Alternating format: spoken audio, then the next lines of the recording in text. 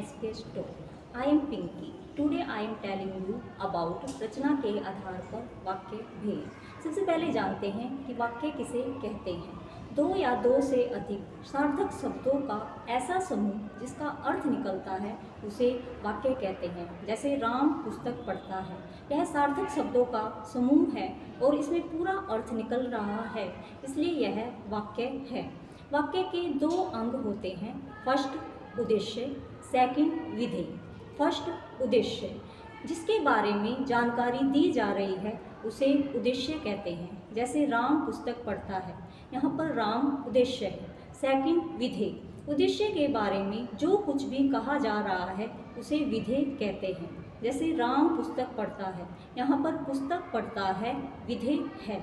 वाक्य के दो भेद होते हैं, फर्स्ट अर्थ के आधार पर, सेकंड रचना के आधार पर तीन भेद होते हैं। फर्स्ट सरल वाक्य, सेकंड संयुक्त वाक्य, थर्ड मिश्र वाक्य।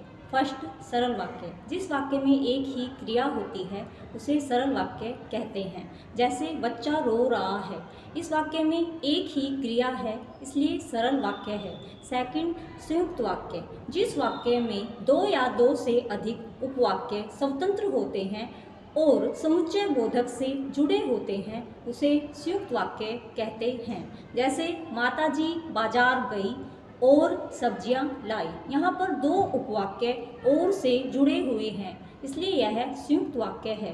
थर्ड मिश्र वाक्य, जिस वाक्य में एक उपवाक्य मुख्य हो और अन्य उपवाक्य उस पर आश्रित हो उसे मिश्र वाक्य कहते हैं।